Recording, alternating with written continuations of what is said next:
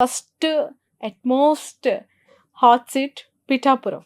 నిన్నటికి నిన్న పవన్ కళ్యాణ్ గారు అక్కడ వెళ్ళిన తర్వాత జరిగిన హైపు, అక్కడికొచ్చిన జనాలు, ఆ సమీకరణ చూసిన తర్వాత నా గెలుపు నల్లేరు మీద నడక అనే ఫీలింగ్‌లో ఆయన ఉన్నట్టు కనిపించింది.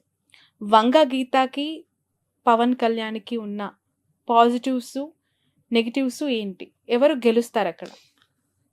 ఇక్కడ పిఠాపురం అనేటువంటిది కర్మ పిపాక ప్రాంతం. అది హ్మ్. ఏ జ్యోతిష్యుడైనా కూడా ఆంధ్రప్రదేశ్లో ఎవరి జాతకాన్ని రాయాలన్నా, ఎవరి ఫలితాలు చెప్పాలన్నా హ్మ్. పిఠాపురంలో సూర్యోదయమైనటువంటి సూర్యోదయ సమయాన్నే ప్రామాణికంగా తీసుకునేటువంటి సాంప్రదాయ విధానం మొదటి నుంచి మనకు ఉంది. హ్మ్. అంటే కుంతి మాధవ స్వామి గుళ్ళో దేవాలయంలో గంట కొట్టితేనే పిఠాపురంలో ఉన్నటువంటి కుక్కుటేశ్వర స్వామి దేవాలయంలో కోడిపుంజు శివలింగం మీద వెళ్ళి కొక్కరొక్కో అని అరిస్తేనే ఆంధ్రప్రదేశ్లో సూర్యోదయం అవుతుంది. ఓకే. ఇది చాలా మంది తెలియని రహస్యం. హ్మ్. కుంతీదేవికి మోక్షం పొందినటువంటి ప్రాంతం అది. ఓహ్! శ్రీకృష్ణుడు అడుగుతాడు, అత్తా నీకేం కావాలో కోరుకో అంటాడు. నాకు ఎప్పుడు కష్టాలే కావాలని కోరుకుంటుంది. అదేంటత్త అందరూ అని కోరు ఇలా అంటే, కష్టం అనేది ఉంటే కదా నువ్వు నాకు కనపడేది, కాబట్టి నాకు కష్టాలు ఉండాలి, నువ్వు కంటికి కనపడాలి. ఎందుకంటే కుంతి మోక్షస్థానం అంటారు దాన్ని. అందులో పాదగయ, గయా ప్రాంతం, కుక్కుటేశ్వర స్వామి చేత పురోహితిక అమ్మవారికి దివ్యస్థలం అది. ఇలాంటి ప్రాంతంలో పిఠాపురం చరిత్రలో 1951 నుంచి 2019 వరకు స్థానికులకు మాత్రమే అక్కడ విజయ అవకాశాలు ఎక్కువ ఉంటాయి. రెండోది, అక్కడ వంగా గీత గారి యొక్క జాతకంలో భాగ్యస్థానం, లాభస్థానం, రాజ్యస్థానాల్లో బలమైనటువంటి గ్రహం ఉండడం, ఆమె ఓపికకి, సహనానికి, ఆమె రాజకీయంగా ఎదిగినటువంటి చరిష్మా ఉన్న వ్యక్తి.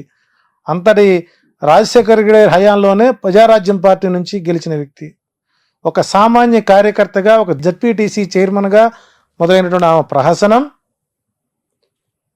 ఈ సంవత్సరానికి బలమైనటువంటి గ్రహస్థితులు ఉంటాయి. ఇక్కడ 36,000 ఓటు బ్యాంక్, దేవాంగ, పద్మశాలి ఉన్నటువంటి ఓటు బ్యాంక్. ఈ ఓట్ బ్యాంక్ మొత్తం కూడా ఈ 36,000 ఓటర్లు ఎవరైతే ఉన్నారో వంగా గీతా గారిని తన తోబుట్టువుగా భావించేటువంటి స్వభావం కలిగినటువంటి వ్యవస్థ. మంచికి కానీ చెడుకు కానీ ఏ రోజు ఇంటికెళ్ళినా తలుపు తట్టి పలకరించేటువంటి మనస్తత్వం. ఆమెను ఓడించడానికి పవన్ కళ్యాణ్ గారిని అక్కడ పెట్టడం, ఆయన కేవలం కాపు సామాజిక వర్గ ఓట్లను ఎంచుకోవడం, టోటల్గా అతనికి అది మైనస్. ఇప్పుడు నిన్న మనం చూసాం, నిన్న మధ్యాహ్నం కార్యకర్తలందరూ ఆయన కలవడానికి వెళితే సెక్యూరిటీ గార్డ్స్ కొట్టి పంపించారు వాళ్ళు. అంటే పవన్ కళ్యాణ్ పిఠాపురంలో గెలిస్తే పిఠాపురం సంబంధించినటువంటి అంశాలు ఏదైనా మాట్లాడాలంటే ఆయన హైదరాబాదు వారి ఫామ్ హౌస్లో కానీ లేదా షూటింగ్ సెట్లో కానీ పలకరించే అవకాశాలు ఉంటాయి. రెండోది, ఓపిక, సహనము, నిబద్ధత, నిజాయితీ, శుక్రగ్రస్త జాతకుడు పవన్ కళ్యాణ్ గారు. సో ఇక్కడ పవన్ కళ్యాణ్ గారికి అక్కడ తిరిగి మరలా గడ్డు కాలమే గోచరిస్తోంది. ఏదన్నా మిరాకిల్ జరిగితే తప్ప ఆయనకి అక్కడ ఓటమైతే మాత్రం, గెలుపైతే మాత్రం నల్లేరుపై బండి నడకగా సాగదు, అది ముళ్ళ బాటగానే మారుతుంది. ఇది సినిమాలో ఒక్క ఛాన్స్ అన్నట్టుగా బతిమలాడుకోవడం. అంటే ఆ వ్యక్తికి, ఎదుటి వారికి నమస్కారం ఎలా పెట్టాలో కూడా మనం నేర్పాల్సిన పరిస్థితి ఏర్పడిపోయింది. ఎల్లంగా ఒకే ఒక మాట, ప్రచారం మొదటి రోజే చూసారా పిఠాపురం రోడ్లు ఎలా ఉన్నాయో, గత పాలకులు మరి అంతకుముందు వర్మగారి పరిపాలన చేశారు, పెండం దొరబాబు పనిచేశాడు, చేశారు కదా. అంటే ఇక్కడ అక్కడ ఎన్ని గ్రామాలు ఉన్నాయి, ఆ గ్రామంలో ఓట్ బ్యాంక్ ఎంత ఉంది, ఎవరికి ఏమిటో తెలియనటువంటి స్థితిలో ఓటర్లు, పిఠాపురం ఓటర్లు చాలా తెలివైన వాళ్ళు, విఘ్నులు. కాబట్టి పవన్ కళ్యాణ్ గెలిపించుకొని సినిమా షూటింగ్ల కోసం తిరగాల్సిన అగస్త్యం రాకూడదు అనుకునే వాళ్ళందరూ కూడా వైసీపీకే ఓటేసే అవకాశాలు ఉంటాయి. రెండోది ఇక్కడ లాజిక్ మనం మిస్ అవ్వకూడదు. ఇక్కడ పవన్ కళ్యాణ్ ఇక్కడ స్థానికంగా పాతుకుపోతే వర్మకి లైఫ్ రాజీ జీతం ఎక్కడి నుంచి వస్తుందండి? కాబట్టి ఇక్కడ పవన్ కళ్యాణ్ ఓడించడానికి తెలుగుదేశం పార్టీ షాడోగా వర్మ గారిని దించి నీవు పవన్ కళ్యాణ్ ఓడించుకొని వస్తే మీకు నేను ఎమ్మెల్సీ పదవి ఇస్తాను, ఎందుకంటే అదే పవన్ కళ్యాణ్ కనుక తిరిగి అసెంబ్లీకి వస్తే లోకేష్ గారి రాజకీయం దెబ్బతింటుంది. సో ఇక్కడ స్వార్థపూరితమైనటువంటి కుట్ర కోణంలో ఆర్జీవి గారికి మరొక వెన్నుపోటు చరిత్ర 3వ ఎపిసోడ్కి అవకాశాలు ఎక్కువ ఉంటాయి. కాబట్టి పవన్ కళ్యాణ్ ఓటమి తేలికైన, గెలుపు మాత్రం నల్లేరుపై బండినడక మాత్రం కాదు. అవకాశం స్థానికంగా ఉన్నటువంటి వ్యక్తులకే వాళ్ళు పిఠాపురంలో గెలుపుకి అవకాశాలు ఎక్కువ ఉంటాయి. అంటే వైసీపీ కంటే ఎక్కువగా టీడీపీ పవన్ కళ్యాణ్ ఓడగొట్టాలని ప్రయత్నం చేస్తుందంటారా? 21 స్థానాలు ఎక్కడైతే జనసేన పోటీ చేస్తుందో ఆ 21 చోట్ల కూడా తెలుగుదేశం క్యాడరు జనసేనకు ఓటెయ్యదు. ఇందాక 44 స్థానాలు చెప్పాను నేను. ఈ 21 స్థానాల్లో కూడా టీడీపీ వాళ్ళు వైసీపీని గెలిపిస్తారు 65. ఓకే. సో కాబట్టి అసాధ్యమైనటువంటి ప్రయత్నం చేశాడు. ఇదే పిఠాపురం కాకుండా కాకినాడ గనక వెళ్ళినట్లయితే పవన్ కళ్యాణ్ అసెంబ్లీలో అడుగుపెట్టేవాడేమో. సో ఏదైనా సరే ఆయన రాజకీయ చరిత్ర ఎలక్షన్ అయిన తర్వాత జనసేన ఆంధ్రప్రదేశ్లో కనుమరుగయ్యే అవకాశం ఉంది. బీజేపీలో మెర్జ్ అవడానికి అవకాశాలు ఎక్కువ ఉన్నాయి. పిఠాపురం నుంచి మనకు తెలిసిందే పవన్ కళ్యాణ్ గారు, వంగగీత గారు పోటీ చేయడం జరిగింది. గెలుపు ఎవరి వైపు ఉంటుంది? ఈసారి పిఠాపురం నుంచి పవన్ కళ్యాణ్ గారు గెలుస్తారా? అసెంబ్లీకి వెళ్ళే ఛాన్సులు ఉన్నాయా? నేను ఎప్పుడో చెప్పానమ్మా, అక్టోబర్ 11 వచ్చిన వీడియోలో సుమన్ టీవీలో, పవన్ కళ్యాణ్ గారు కూటమిలో వెళ్తే గెలుస్తారు, ఒంటరిగా వెళ్తే గెలవరని చెప్పాను. అది ఆన్ రికార్డే ఉంది. ఇప్పుడు కూడా కూటమిలో వెళ్ళారు కాబట్టి గెలుపు అవకాశాలే ఉన్నాయి ఆయనకి, అసెంబ్లీలోకి అడుగుపెట్టే అవకాశాలే ఉన్నాయి. రైట్. దేశవ్యాప్తంగా అధికారంలోకి వచ్చే పార్టీ ఏది? దేశవ్యాప్తంగా నేను ఎప్పుడో చెప్పాను గత ఇంటర్వ్యూల్లోనే, మళ్ళీ బీజేపీ వస్తుందమ్మా ఎన్డీఏ కూటమికి. అప్పుడు 305, 310 సీట్లతో అని చెప్పాను. ఇప్పుడు మీ టీవీలో కూర్చుని ఎన్డీఏ బలం అది లోపలున్న బయట నుంచి మద్దతు ఇచ్చిన పార్టీలతో అయినా సరే ఏదైనా ఎన్డీఏ బలం పార్లమెంట్లో 360 సీట్లు ఉంటాయి. లోపల ఉండకుండా బయట నుంచి మద్దతు ఇచ్చేవాళ్ళు ఉంటారు. ఉదాహరణ జగన్మోహన్ రెడ్డి బయట నుంచే మద్దతు ఇచ్చాడు కదా బీజేపీకి గత 5 సంవత్సరాలు. అలాగా ఇచ్చిన ఏదైనా ఎన్డీఏ కూటమికి 360 సీట్లు బలం పార్లమెంట్లో ఉంటుంది. ఏపీలో 25 ఎంపీ సీట్లు ఉన్నాయి. మరి వైఎస్ఆర్సీపీకి ఎన్ని సీట్లు రావచ్చు? అలాగే తెలంగాణలో ఏ పార్టీకి ఎంపీ సీట్లు ఎన్ని రావచ్చు?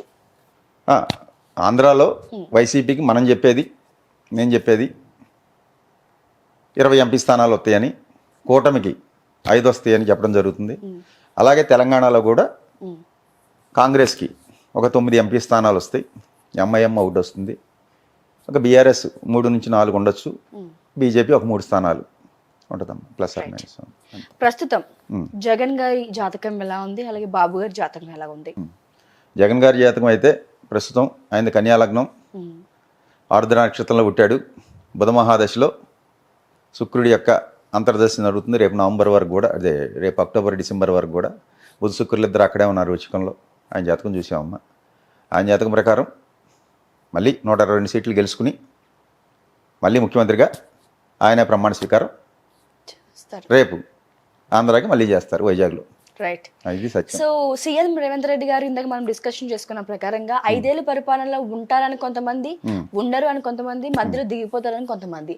ప్రస్తుతం ఆయన జాతరీత్యా ఆయన సిచ్యువేషన్ ఎలా ఉండబోతుంది? నేను చూశానమ్మా ఆయన జాతకం, వేరే విశ్లేషణలో చెప్పాను. ఆయనకి ఫలానా దశ స్టార్ట్ అయింది, ఈ టైం నుంచి ఈ టైంకి తప్పకుండా ముఖ్యమంత్రి అవుతారని ఆ ఇంటర్వ్యూలో కేసీఆర్ గారి జాతక విశ్లేషణ, ఈయన జాతక విశ్లేషణ కూడా చేసి చెప్పడం జరిగింది. ఆయన కొండారెడ్డిపల్లిలో 4:30కి పుట్టారు. ఈ లగ్నం మేషలగ్నం, సప్తంలో ఈ గ్రహాలు ఉన్నాయని, షష్టాధిపతి సప్తంలో ఉన్న బుధ మహాదశ ప్రారంభం అయింది, అయ్యాకే ఈయనకి సీఎం యోగం వస్తుందని చెప్పడం జరిగింది. అలాగే వచ్చారు. ఈయన పూర్తికాలం మీకు లైవ్లో చెప్తున్నాను, పూర్తికాలం 5 ఏళ్ళు సీఎంగా కొనసాగుతారు. ఇంతకుముందు కూడా 2014లో కేసీఆర్ గారు అవుతారని చెప్పాను. 2019లో 18 డిసెంబర్ 13న కేసీఆర్ గారు మళ్ళీ ప్రమాణ స్వీకారం చేస్తారని చెప్పాను. అలాగే చేశారు. ఆయన రేపు సాయంకాలానికి దిగిపోతారని చెప్పాను. అదే జరిగింది. అది రేపు 2019లో కూడా జగన్మోహన్ రెడ్డి గారికి 126 ఎమ్మెల్యే సీట్లు ప్లస్ 21 ఎంపీ సీట్లు వస్తాయి అన్నాను. నన్ను అందరూ వీడు ఏదో అని చెప్పి ట్రోల్ చేసి అన్నారు. సరే వచ్చాక తెలిసింది కదమ్మా, రేపు కూడా వచ్చాకే తెలుస్తుంది. ఈలోపు ఈ 10 రోజుల్లో 15 రోజులు ఉంది మన వీడియో వచ్చేటప్పటికి రిజల్ట్ వస్తుంది. 15 రోజుల్లో కామెంట్లు చేస్తూనే ఉంటారు. వాళ్ళందరినీ మనం పట్టించుకోమమ్మా. ఇది తెలంగాణలో బీఆర్ఎస్ పార్టీ అంతమైపోతుంది, ఇంకా కేసీఆర్ జైలుకి వెళ్తాడు అని అంటున్నారు. ప్రజెంట్ కేసీఆర్ గారి జాతక ప్రకారంగా ఆయన సిచ్యువేషన్ ఎలా ఉండబోతుంది గురు? అదే సిచ్యువేషన్ అయితే బాగోలేదమ్మా. నేను చెప్పాను అక్టోబర్ 9 నుంచి ఎప్పటి నుంచో ఆయనకి బాగోలేదు, బ్యాడ్ టైం స్టార్ట్ అయిందని. సో ఆ తర్వాతే డిసెంబర్ 19 వరకు ఉంది అది ఆ గ్రహం. ఆ జరిగే కాలంలో ఇబ్బంది ఉంటుంది అన్నాను. అదే టైంలో దిగిపోయారు, ప్లస్ పడిపోయి ఆయనకి సర్జరీ అయింది కూడా డిసెంబర్ 19 ముందే. సో ఆయనకైతే 2028 వరకు కూడా ఈ పార్టీ అయితే ఉంటుంది. ఆ తర్వాత ఆలోచించాలి ఉంటుందా ఉండదా అనేది. ఇది ఒక పర్సనల్ క్వశ్చన్ గురువు గారు మీ గురించే. మీ దగ్గర ఉన్న ఒక మంత్రదండం ఒక వింతగా ఉంది, అసలు నేను ఎప్పుడు కూడా చూడలేదు దాన్ని. సో దాంతో జాతకం ఎలా చెప్తారు? దాంతో జాతకం చెప్పడం కాదమ్మా, భవిష్యత్తు చెప్తున్నాం. రేపు అదే జాతకం అనేది కాదు ఇక్కడ. జాతకం అంటే హారోస్కోప్ కావాలి, గ్రహాలు ఇవి అవి అవి అది డివైన్ ఆస్ట్రాలజీ అని చెప్పి విశ్వంలో ఉన్న శక్తికి, విశ్వంలో ఒక శక్తి నడిపిస్తుంది కదా, దానికి కనెక్ట్ అయ్యేదే. అది ఒక ఇన్స్ట్రుమెంట్ మంత్రదండం అనేది. నేను చూసేది ఇదంతా జనాల్ని మోసం చేయడానికి కొంతమంది చెప్పిన ప్రజలకి మీరు ఇచ్చే సమాధానం ఏంటి? తప్పే ఉందండి, యద్భావం తద్భవతి. ఇప్పుడు మీరు మోసం చేస్తున్నారు అనుకున్నారు అనుకోండి, నాలో ఒక మోసగాడు కనపడతాడు. ఇప్పుడు నేను పలికేది సత్యం అనుకోండి, నేను చెప్పింది జరిగింది చాలామందికి. వాళ్ళందరూ ఏమనుకుంటారు, ఓహో ఈయన చెప్పింది జరిగింది అని అనుకుంటారు కదా. అది ఇక్కడ నేను జనాలను మోసం చేసి నేను డబ్బులు సంపాదించుకుని నీకు ఆ పూజలు చేయాలి, ఈ హోమాలు చేయాలి, 10 లక్షలు పట్టురా, 12 లక్షలు అవుద్దని నేనేం చెప్పట్లేదు కదా. లేకపోతే ₹1,00,000 తీసుకురా, 50,000 తీసుకురా అని ఎక్కడన్నా నేను నా దగ్గర అడిగిన వాళ్ళకి గోచార రీత్యా ఈ గ్రహాలు బాగోలేదు, దశాంతర దశలు తీసే ఈ గ్రహాలు బాగోలేదు, ఇవన్నిటికి కలిపి ఎంఆర్పి ప్యాకేజ్ ఇది, లేకపోతే త్రయంబకేశ్వర్ వెళ్ళు, లేదా అక్కడికి వెళ్ళు, ఇక్కడికి వెళ్ళు, శని సింగనాపూర్ వెళ్ళు, శని బాగోపోతే, రాహుగ్రహం బాగోపోతే కుక్కి సుబ్రహ్మణ్య స్వామి దగ్గరికి వెళ్ళు, ఇవన్నీ నేనేం పూజలే అని చెప్పి ఇట్లా. రాహు నీ పక్కన ఇంట్లో రాహు ఉన్నా అక్కడ భగవంతుడు ఉన్నాడు. ఒకటికి ఎవరికో చెప్పాను నేను, గురువుగారు నేను కుక్కి వెళ్తున్నా అన్నాడు. దేనికి రా అన్న. ఆ రాహు సుబ్రహ్మణ్య స్వామి రాహు ఇప్పుడు నాకు అంతర్దశ జరుగుతుంది అన్నాడు. వాడు కూడా ఆస్ట్రాలజరే, తెలుసు అనమాట, మమ్మల్ని కోచింగ్ చేస్తుంటారు. ఈ రాహు గ్రహం నీ పక్కన లేదా అన్న. అంటే ఎక్కడుంది గురుగారు, కుక్కీలో ఉన్నాయో ఉన్నాడు అన్నాడు. అవి పుణ్యక్షేత్రాలు అయ్యో ప్రశస్తమైన కాలంలో పుట్టిని అక్కడే ఉంటాడండి భగవంతుడు, నీ పక్కన ఉన్న విగ్రహంలో కూడా ఉన్నాడు, నువ్వు చూడగలిగే భావంతో ఉంటుంది అన్న. లేదు వెళ్తున్నా అన్నాడు. సరే నీ కర్మ వెళ్ళు అన్న. వత్త అవుటర్ రింగ్ రోడ్లో హైదరాబాద్ ఎక్కాక యాక్సిడెంట్ అయింది. హాస్పిటల్లో ఫోన్ చేశాడు, గురువుగారు కుక్కీ వెళ్ళి వస్తున్నాము, కారు చెత్త అయిపోయింది, మేము బతికున్నాము అన్నాడు. వెళ్ళకపోతే జరిగేది కాదు కదా. మరి కుక్కీలో ఉన్న రాహు ఏం చేసింది చెప్పండి. ఎంతోమంది పుణ్యక్షేత్రాలకు వెళ్తా యాక్సిడెంట్లే చనిపోతున్నారు. నిజమే. మరి ఆ భగవంతుడు రక్షించాలి కదా. కర్మని ఎవడో తప్పించలేడమ్మా. ఇక్కడ మేము కూర్చుని నేను చెప్పినా ఇంకోటి చెప్పినా ఎవడో చెప్పినా కబుర్లు చెప్తాం తప్ప కాలక్షేపానికి జనాలకి ఈ కర్మని ఎవడో తప్పించలేడు. ఇప్పుడు అక్కడ జగన్మోహన్ రెడ్డికి అవ్వాలని ఉంది, అదే అవుద్ది. అర్థమైందండి. దాన్ని నాకు ఇష్టం ఉన్నా లేకపోయినా ఎవడన్నా తప్పించలేము, దీన్ని ఎవడో మార్చలేము. ఏమి రాసి ఉంటుంది, ఫిక్స్ అయిపోయి ఉంటుందండి, అదే జరుగుద్ది. దానికి తగ్గట్టే ఆ జీవుడు డ్యాన్సులు వేస్తాడు. అర్థమైందండి. నేను ఆడతా అనుకునేది అజ్ఞానం. నేను సంపాదించే 100 కోట్లు లేదా బిర్లా టాటా అనుకుంటాడు. ఏది పెద్ద పెద్దోళ్ళు అందరూ వీడు సంపాదించేది 100, వీడికి లేనికి ముందు ఉంది డబ్బు, వీడు పోయాక డబ్బు ఉంటుంది. వీడు వస్తా డబ్బు ఏమి లేదు, కొత్తగా సంపాదించారు, తీసుకెళ్తా పట్టుకెళ్ళేది లేదు. నేను సంపాదించేది అనుకునేంటి ఇప్పుడు ఇక్కడ కూర్చుని నేను చెప్పా జ్యోతిష్యం జరిగింది అనేది ఒక అజ్ఞానం.